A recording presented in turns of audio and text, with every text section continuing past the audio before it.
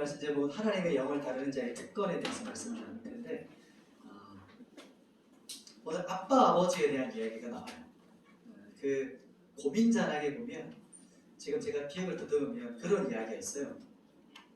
그 초등학교 학생이었거든요. 남자아이가 와서 자기 고민을 막 얘기하는 거예요. 자기 둘째, 동생, 셋째까지 있었나? 동생들이 있으니까 자기가 어머니한테 뭔가 가지고 싶은 것이 있어도 말을 못하는 거예요. 자기가 뭔가 원하는 게 있어도. 그리고 집에서 자기가 첫째니까 계속 집안일을 해야 된다는 거예요. 밥도 해야 되고. 나중에 알고 보니까 자세한 얘기를 들어보니까 얘가 아직 어린데 왜 이걸 다 하지? 그래서 알고 보니까 그 어머니가 이제 아버지와는 같이 살지 않는 그런 가정이 되면서 어머니가 생계를 책임지는 거예요. 그래서 기본적으로 투자, 쓰리잡을 하는 거예요. 그 엄마가 생계를 위해서. 그러니까 집에 오면 뭐 9시, 10시가 되니까 집에서 동생들을 돌봐야 되는 게 첫째 그 아들인 거예요. 그래서 그 이야기를 들으면서 근데 이 남자애가 얼마나 성숙된지 말하는데 어른들이 너무 놀라는 거예요. 이 아이가 생각하는 말투라든지 어머니를 생각하는 거 또 동생들을 향한 그 말들을 하는데 너무 애 같지 않은 말이죠. 너무 많이 큰 거예요, 애가. 초등학생도 불구하고. 그래서 그 말을 들으면서 그 옆에 있었던 게스트라든지 MC들이 마음이 너무 막 안타까운 마음들의 표정이 보이는 거예요. 그러면서 계속 칭찬하는 거죠.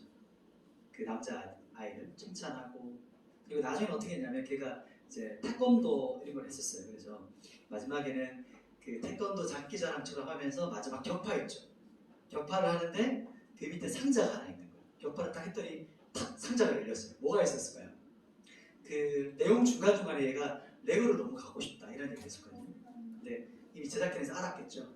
그 박스 안에 레고가 엄청 크게 있는 거예요. 그래서 레고를 받아두고 얘가 너무 막 행복해하고 그래서 그 MC 중에 누군가가 이 남자애를 이제 목마 태워가지고 막 축복하고 격려하고 막 이렇게 얘를 어떻게든 막 이렇게 칭찬해 주는 거예요.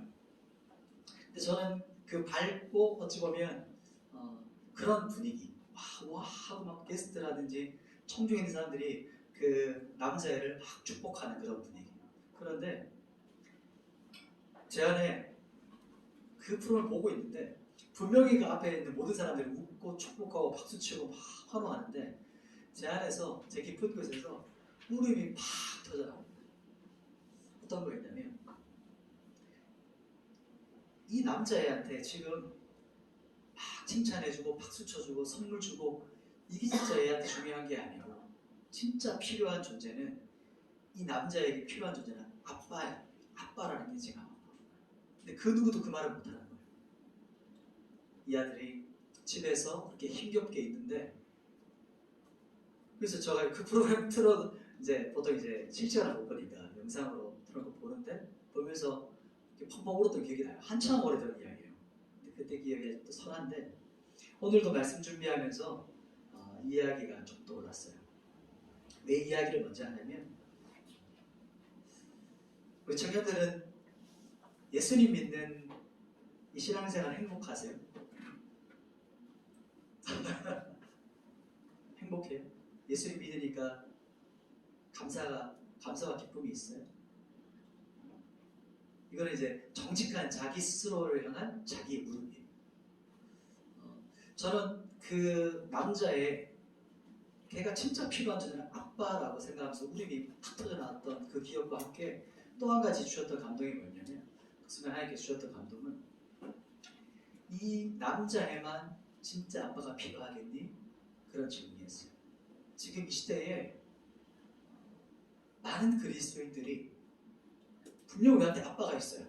아버지가 계세요. 근데 영적인 고아처럼 있는 우리 그리스도인들에 대한 마음이 제 마음에 막 울음이 터져나왔던 거죠. 우리가 진짜 하나님의 아버지라고 하는데 아빠로 여기지 못하는 거예요. 아빠인데 같이 살지 않는 거예요. 함께 교제가 없는 거예요. 아빠랑. 아빠가 진짜 아빠가 아닌 거예요. 그러니까 그런 마음이 좀 들었었어요. 오늘 이 로마서 8장은 두 가지 기둥이 있어요. 첫 번째는 이제 더 이상 정죄가 없다. 이 기둥과 또 뒷부분에서는 하나님이 나의 아빠시다. 나의 아버지시다. 이 두 가지가 이 핵심 주제가 전체를 이끌어가요. 8장. 그리고 로마서를 보통 성경에서 로마서를 뭐라고 비유하냐면, 반지 혹시 있는 사람이 있어요? 전 지금 반지를 깜빡.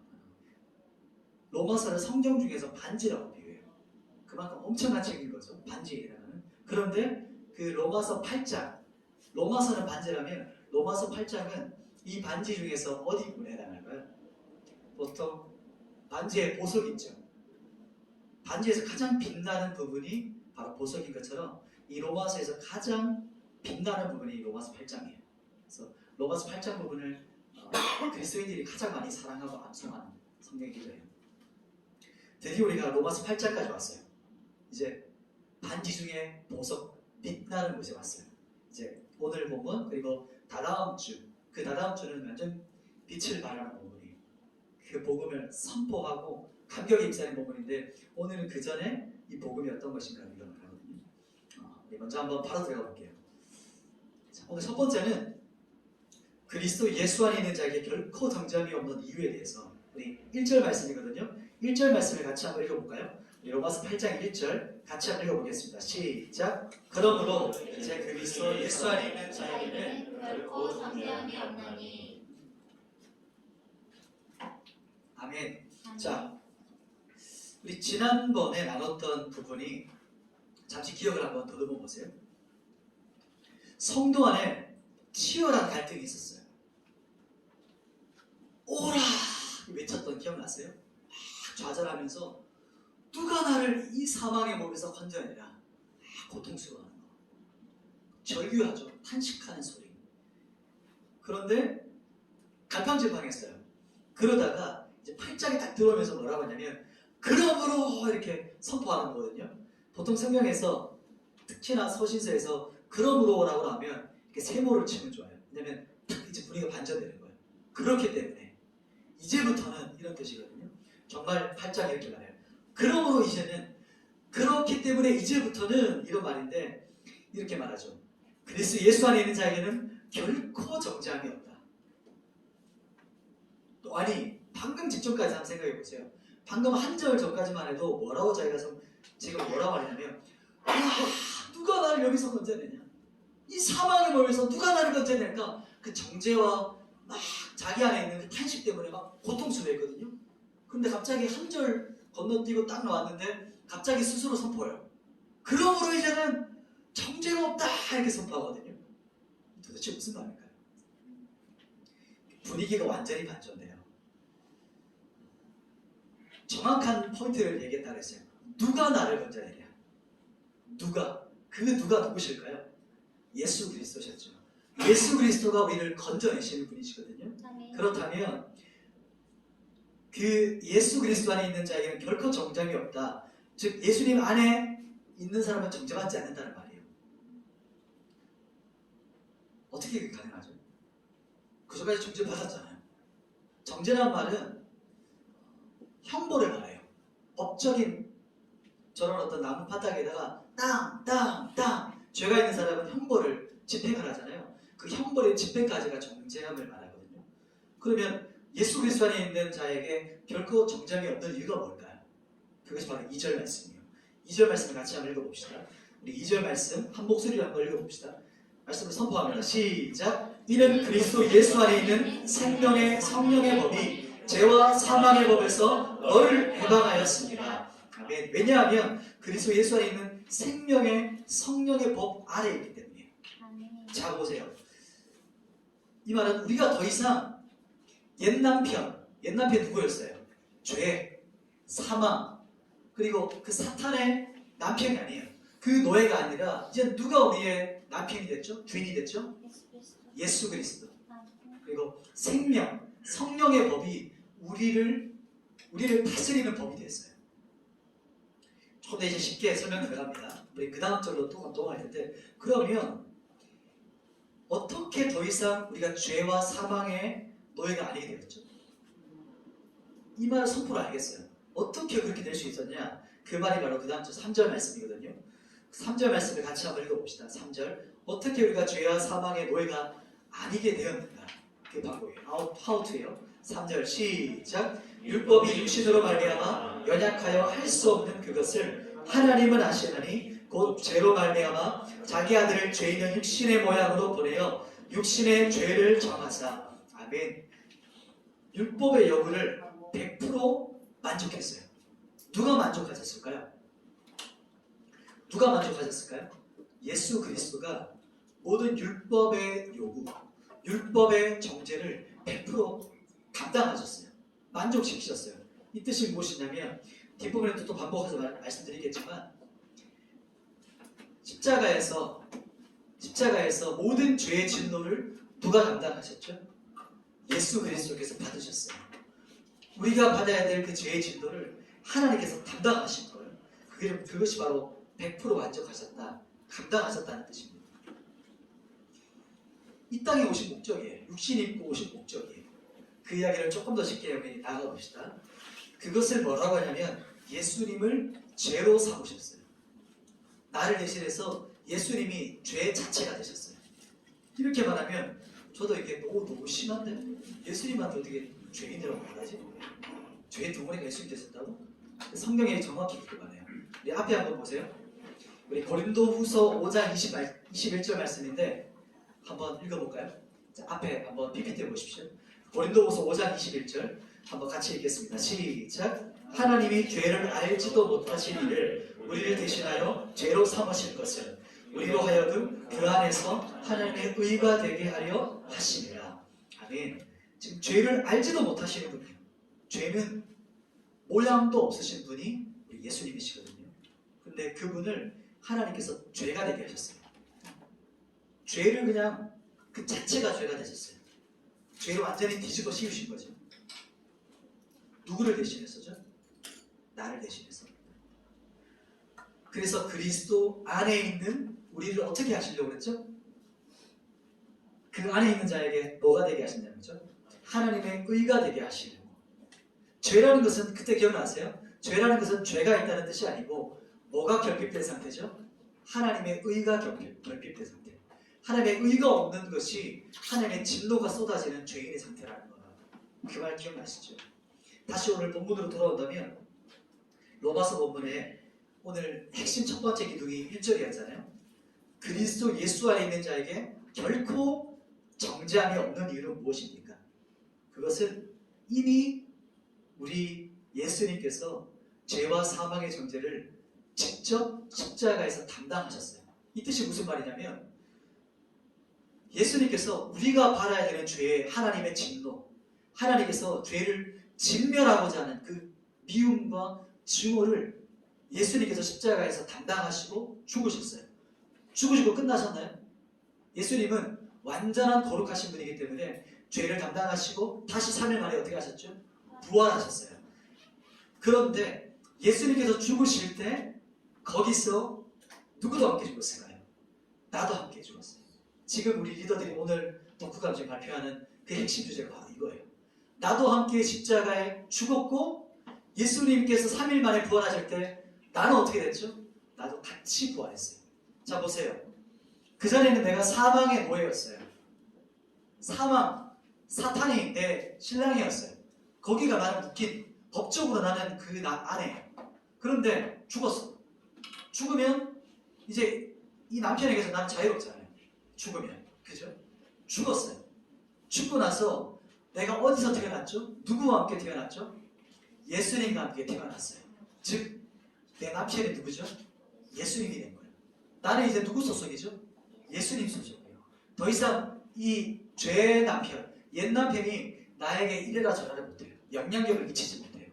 그것이 바로 예수님께서 담당하셨다는 뜻이고 그리스도 예수 안에 있는 자라는 뜻이 그 말이에요. 이제 두 번째 넘어갈 때 조금 더 비유적으로 또 풀어볼게요. 여러분 한번 생각해 보세요. 우리 주인이 바뀌었어요. 남편이 바뀌었어요. 그럼 우리 청년들 여러분의 주인이 누구신가요? 내 주인이 누구예요? 아직까지 사탄인가요? 아니면 자기 자신인가요? 그러면 어떻게 되는가요? 정죄를 당해요. 사망의 정죄 가운데 계속 머물러 있는 거예요. 그러면 예수님이 나의 주인이고 예수님이 내 남편이면 더 이상 정죄가 아니고 생명의 성령의 법이 우리를 다스립니다. 이게 거듭나는 겁니다. 이제 왜 나는 아직 죄의 영향력 아래 있는가? 이것이 바로 두 번째 이제 대지로 넘어가는 부분이거든요. 예수님께서 우리를 담당하셨기 때문에 그 뜻은 우리가 예수님 안에 거하는 거예요. 나무로 보면 가지가 원줄기에 딱 붙어 있는 거예요. 뿌리가 예수님이에요. 줄기에 붙어 있는 거예요. 우리 가지가. 이제 두 번째 단락으로 가는 주제로 한번 넘어가 볼게요. 그렇다면 육신을 따르는 자와 영을 따르는 자의 결과는 말이에요. 그러니까 5절과 6절 말씀이거든요. 여기서부터는 앞부분에 조금 더 설명이 나와요. 5절, 6절. 자, 같이 한번 읽어봅시다. 5절과 6절 같이 읽습니다. 시작. 육신을 따르는 자는 육신의 일을, 영을 따르는 자는 영의 일을 생각하느니 육신의 생각은 사망이요 영의 생각은 생명과 평안이니라.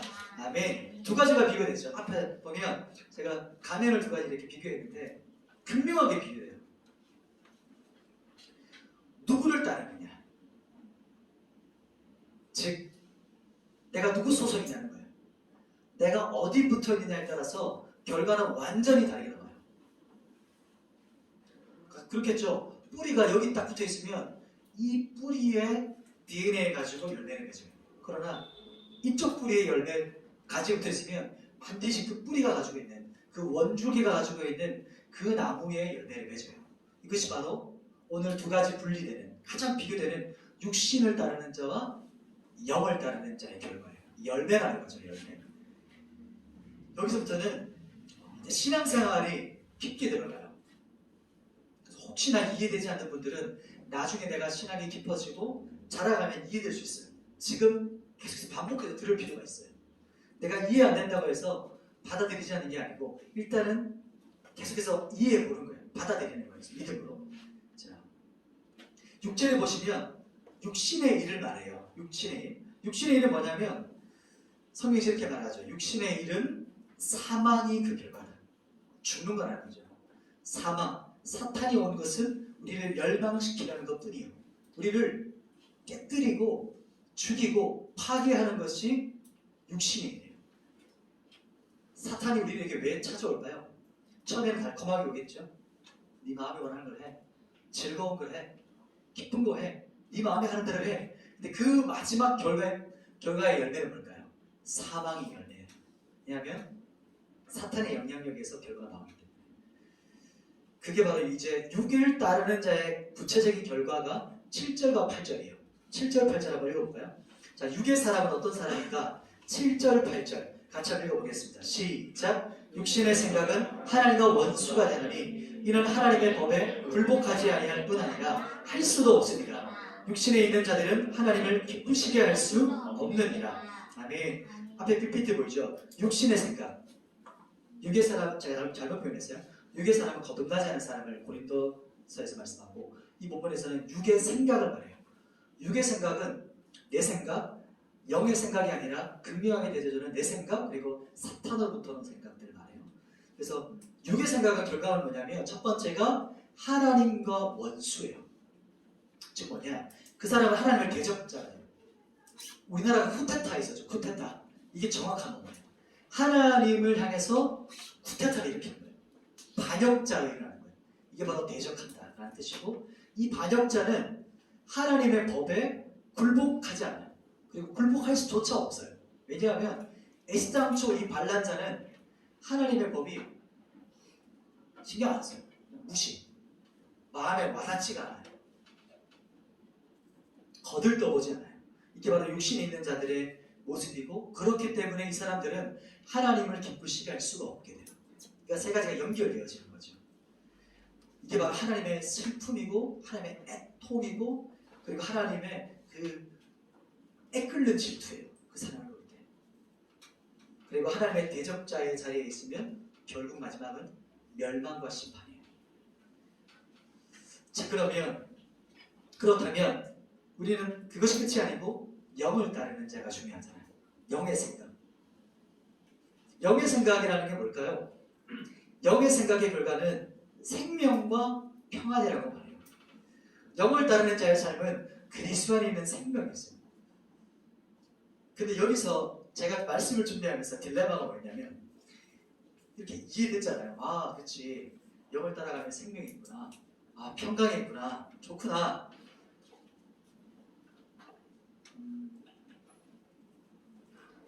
좋은 거 알겠어요.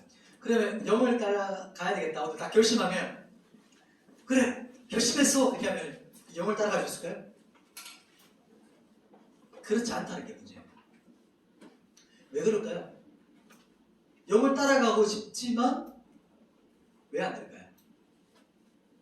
왜냐하면 우리는 너무 익숙하게 육의 생각을 따라갔던 습성이 있기 때문에 너무 많은 열매를 먹었어요.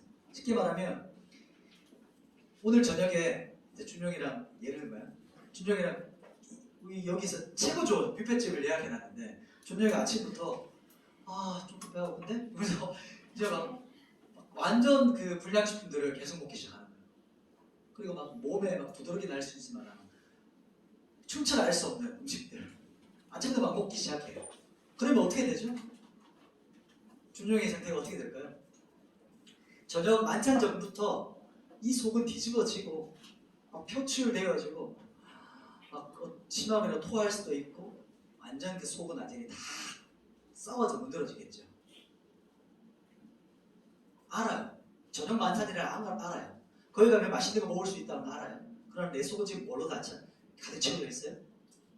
음식물 쓰레기 같은 거 차 있는 거예요, 내가. 여러분 한번 이번 주간만 생각해 보세요. 그리고 이번 주간이 멀면 오늘만 한번 생각해 보세요. 내가 오늘 여러분의 눈과 여러분의 생각과 여러분의 손으로 여러분의 머리에 눈에다 주입한 게 어떤 것이 있습니까? 뭐를 주입했어요? 육의 생각들을 주입했습니까? 아니면 영의 것을 주입했나요? 오늘 하루만 그래도 그런데 일주일 돌아볼까요?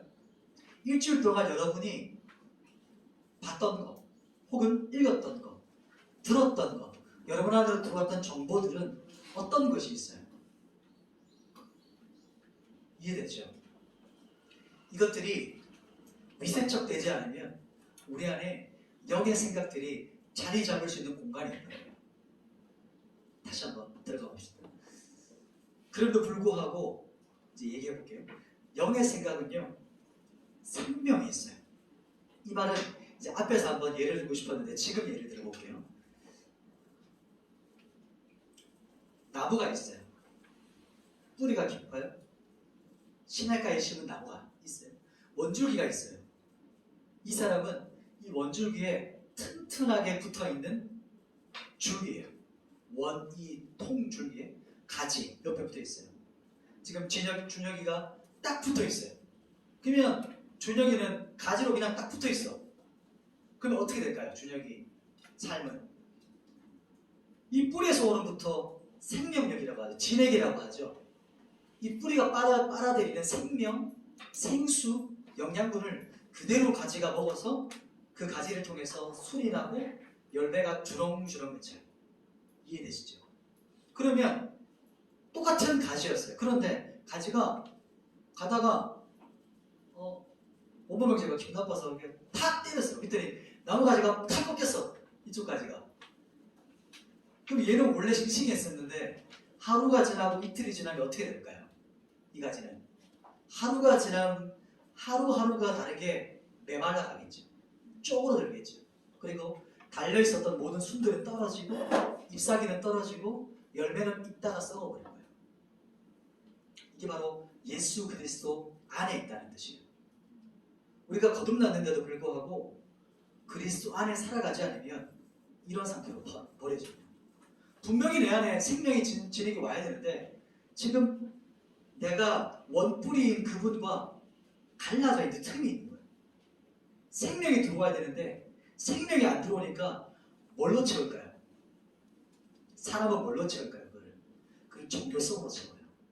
그게 회칠한 무덤이에요. 제가 27살, 8살 때 더 이상 이렇게 교회 생활을 할 수 없다. 결론 지었던 이유가 그거였어요. 사역할수록 메말라가는 거예요. 뭐 하긴 하는데 겉모습은 똑같아요. 죽을 것 같은 거예요. 못하겠는 거예요. 언제까지 나를 포장할 수 있냐. 언제까지 내가 가만히 있어야 되나 이 말이에요. 그때 하나님 앞에 엎드렸고 원띵했고 예배했고 주님 앞에 나갔어요. 그때가 제가 제 인생에서 가장 잘한 시즌이었어요. 28살, 27살, 8살 넘어갈 때 제 인생의 실패를 경험했던 그때, 광야의 시작했던 때. 그래서 나중에 좀 나누고. 여러분, 교회 생활은 생명을 먹어야 돼요. 근데 그때 결단하지 못하면 종교 생활로 빠질 수 있거든요. 그러면 메말라가면서 열매가 안 맺히잖아요. 어떻게 할까요?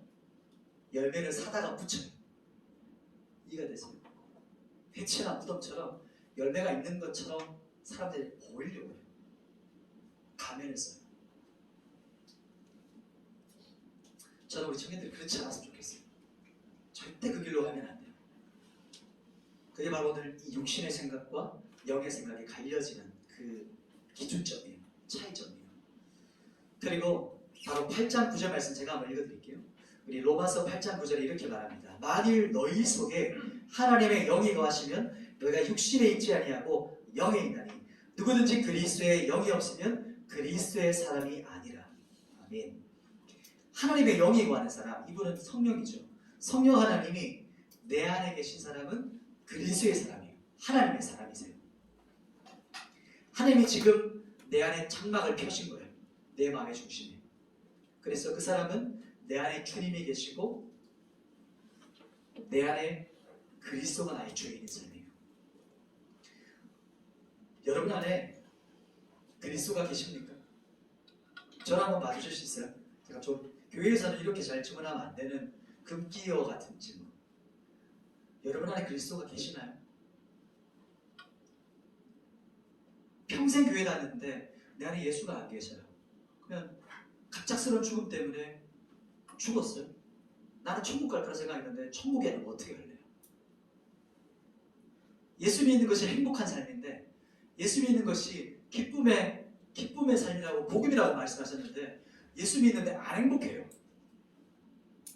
고민해야 되지 않을까요? 직장도 고민해야 되고 연애도 고민해야 되고 우리의 앞날 성공도 고민해야 되고 돈도 고민해야 되고 여러 가지 고민해야 되는데 우리 영을 어디서 보낼 거에 대한 고민을 제일 중요하지 않을까요? 평생 교회 다니고 지옥 가는 사람만큼 불쌍한 사람이 없어요. 오히려 교회 안 다니는 사람이 덜 불쌍한 거죠.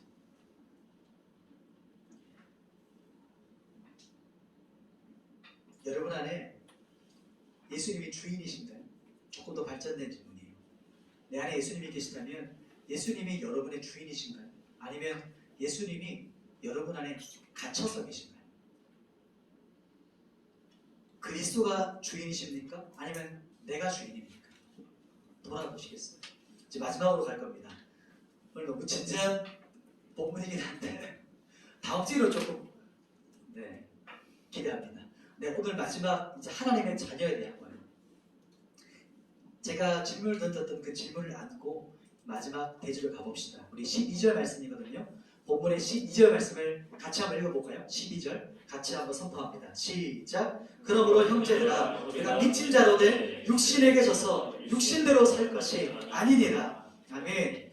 우리가 그리스도의 사람이잖아. 너 안에 예수님 계시지? 그럼 너 이길 수 있어 이 뜻이에요. 너 이겨보자 이 말이에요. 육신대로 사는 거 이제 지치지 않았어? 넘어질 수 있어. 넘어지면 괜찮아. 그런데 넘어졌다고 자빠져서 거기에 그냥 들어놓으면 안 된다 이 말이죠. 이 말이 이해되시죠? 막 개주하다가 넘어졌어요. 에이 들어놓으면 안 된다는 거죠. 다시 일어나라는 거예요.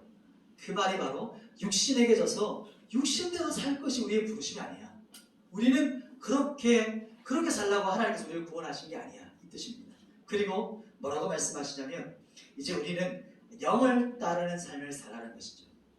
그 말은 바로 14절, 15절이 구체적으로 영을 따르는 것이 어떤 의미가 나와요. 14절, 15절 같이 한번 우리 또 뒷부분에 가장 핵심 구절 14절, 15절 같이 한번 읽어봅시다. 시작. 무릇 하나님의 영으로 인도함을 받는 사람은 곧 하나님의 아들이라. 너희는 다시 무수하는 종의 영을 받지 아니하고 양자 영을 받았으므로 우리가 아빠 아버지라고 부르짖느니라. 아멘.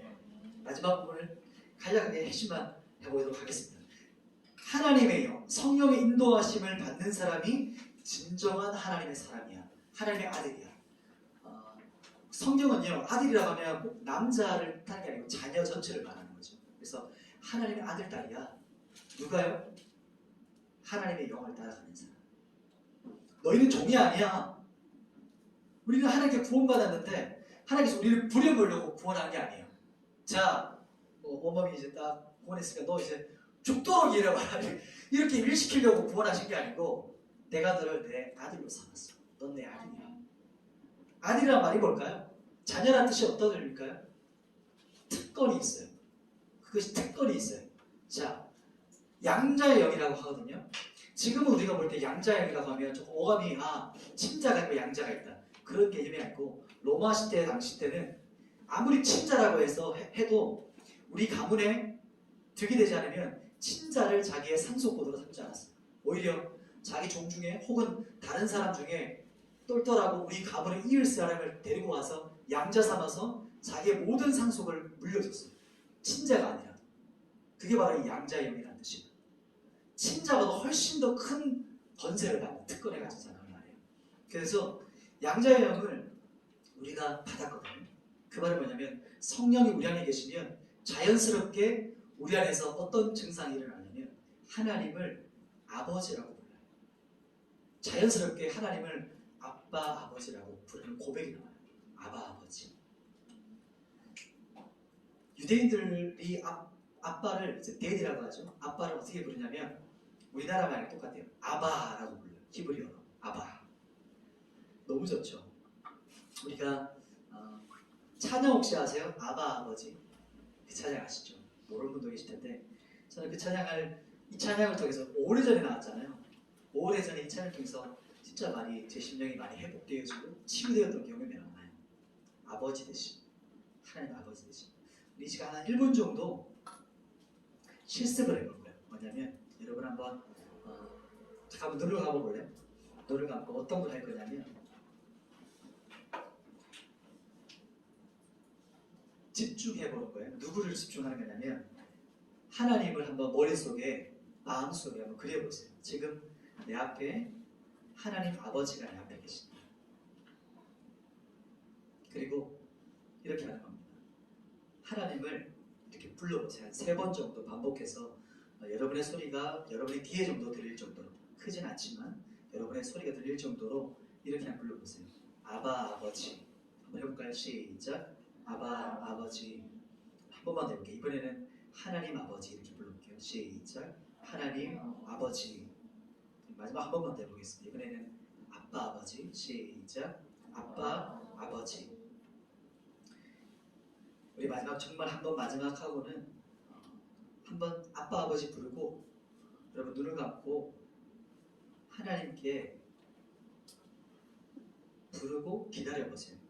하나님 나에게 뭐라고 나를 바라보시고 나에게 응답하시고 나에게 어떻게 나를 바라보고 계신가를 한번 느껴보세요. 우리 마지막 한번 아빠 아버지 한번 불러보겠습니다. 시작. 아빠 아버지.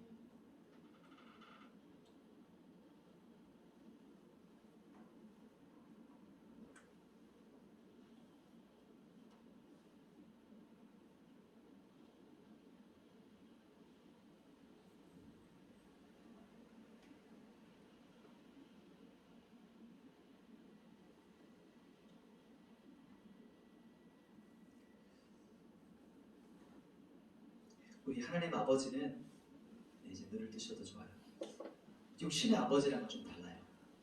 우리 육신의 아버지가 우리를 너무 사랑하시고 우리를 너무 아끼시지만 때로 부족하시거든요. 완전하지 못하세요. 그래서 우리에게 상처를 줄 수도 있고 우리를 잘못된 길로 갈 수도 있어요. 그러나 우리 하나님 아버지는 완전하신 분이세요. 완벽하신 분이세요.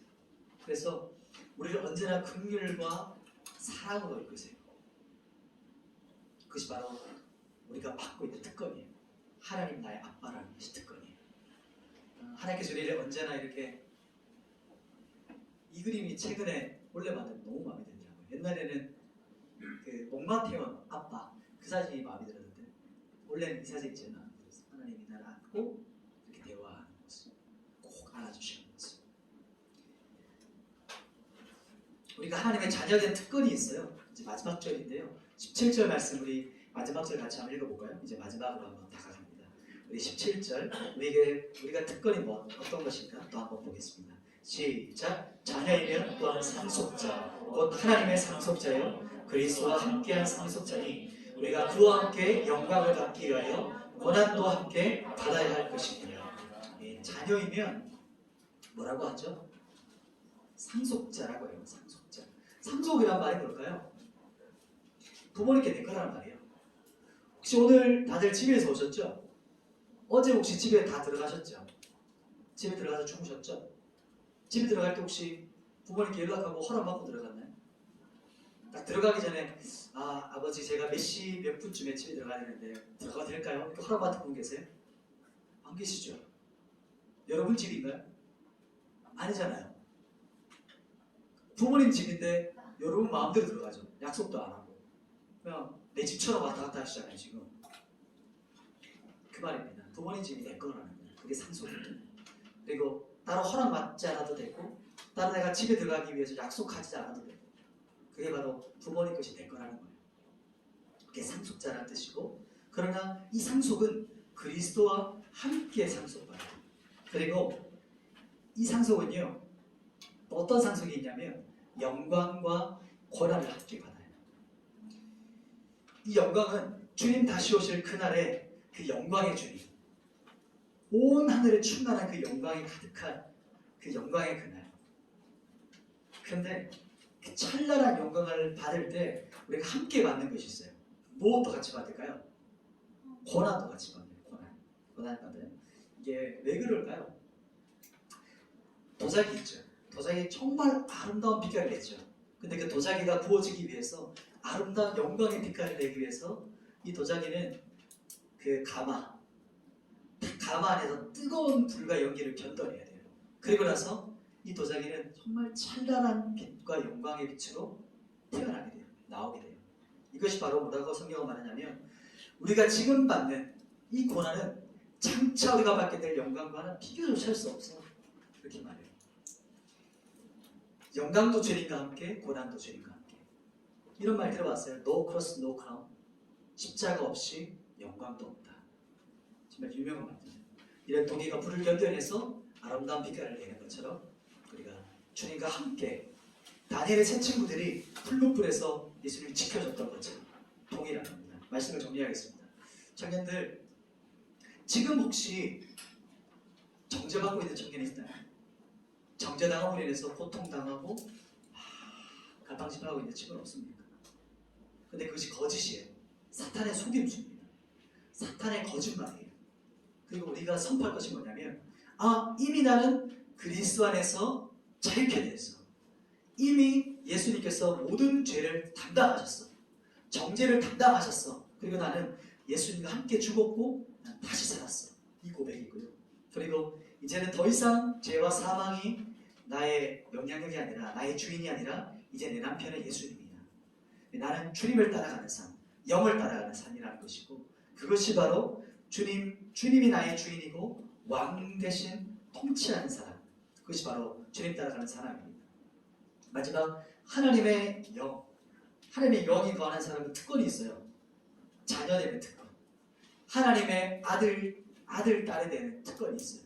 그래서 이 자녀들은 상속을 받는데 그 상속이 어떤 거냐? 영광과 고난도 같이 받아요. 그게 바로 아들의 특권입니다. 그래서 영광의 그날까지 주님께서 내 보호하세요. 지켜주세요. 이끄시는 분이세요. 그래서 no cross, no crown. 이 말씀 함께 기억하면서 예배 때 한번 섬겨주시고 우리 찬양했으면 좋겠습니다. 우리